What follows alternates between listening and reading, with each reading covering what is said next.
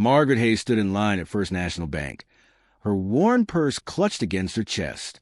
At 72 years old, her hands trembled slightly, not from fear, but from the arthritis that had settled into her bones after decades of cleaning other people's homes.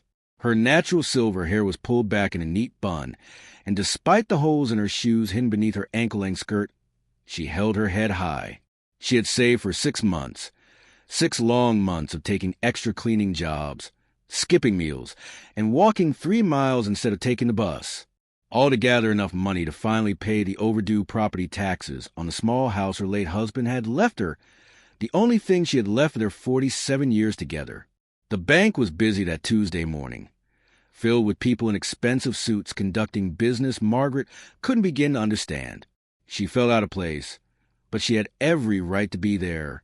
Her money was honest money, earned with sweat, sacrifice, and dignity. When her number was called, Margaret approached the counter with her envelope of carefully counted bills. She had noticed a man 3 people behind her watching everything with sharp blue eyes. The teller, Brandon Mitchell, picked up her envelope like it was something dirty. "Cash?" he said with disgust. "Do you have any idea how much paperwork cash deposits require?" Margaret apologized softly, but Brandon wasn't listening. He began counting the bills with exaggerated movements, spreading them out across the counter, making sure everyone could see.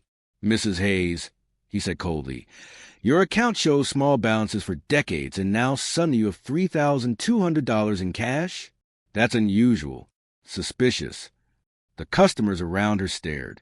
A woman stepped away. A man shook his head like she was a criminal. "I can't process this deposit," Brandon announced loudly. "Not without an investigation. You'll need receipts, documentation, and proof this money is legitimate. Someone your age and in your profession is at risk of being exploited." Margaret's heart cracked. 50 years of working humble, honest jobs, and this was a reward? Tears slid down her cheeks as she reached for her money. Humiliated. That's when a voice cut through the bank like a blade. "Did I just hear you correctly?" The man in the charcoal suit stepped forward. Sharp cheekbones, ice blue eyes, an aura that made the entire room go silent. Brandon went pale. "Mr. Castellano, I didn't see." "You were just what?" The man asked quietly, dangerously, humiliating a 70-year-old woman for depositing her own money. He positioned himself between Margaret and the counter. "Process her deposit. Now." Brandon stammered excuses, but the man, William Castellano, didn't tolerate them. He stood there until the deposit was processed correctly and forced Brandon to apologize. Then he gently walked Margaret outside. When he offered her a ride home, something in her instincts screamed danger, but something else whispered trust. She accepted. Inside the luxurious SUV, she asked why people seemed afraid of him. William replied smoothly, "I have influential business interests." Not a lie, but not the whole truth.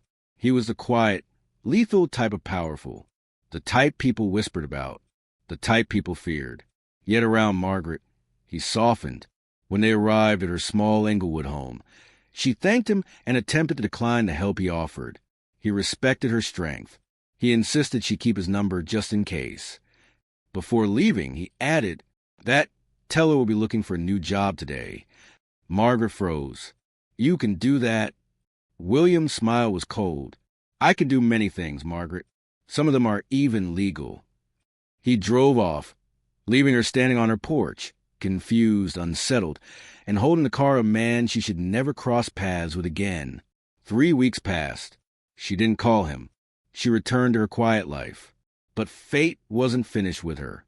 One afternoon, while cleaning the Whitmore residence, she heard the doorbell and Mrs. Whitmore's excited voice.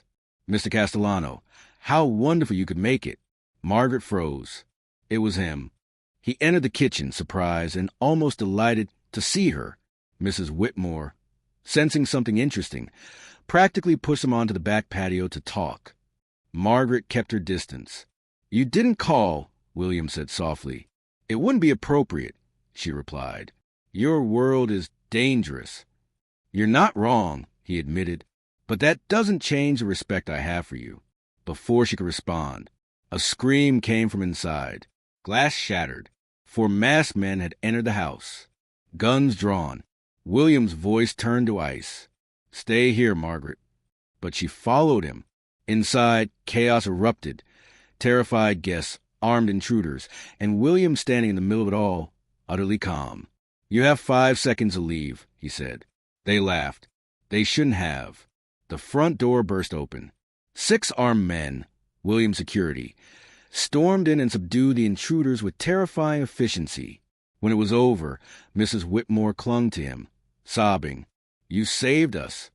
Later, after police arrived, William found Margaret cleaning broken glass, her hands shaking. "You didn't listen." "No," she said. "I don't follow orders well." He warned her. This wasn't random. It was a targeted attack. Against me. You being seen with me puts you at risk. Margaret looked at him quietly. "Then why help me at the bank?" He hesitated, for once unsure. "Because I couldn't walk away." Margaret Hayes followed Marco through the long hallway, her steps small but steady. The mansion felt different now. Quieter, heavier, as if it too understood something had shifted tonight. She kept her purse close, though not out of fear. It was habit, the instinct of a woman who had lived a long life without anyone to rely on.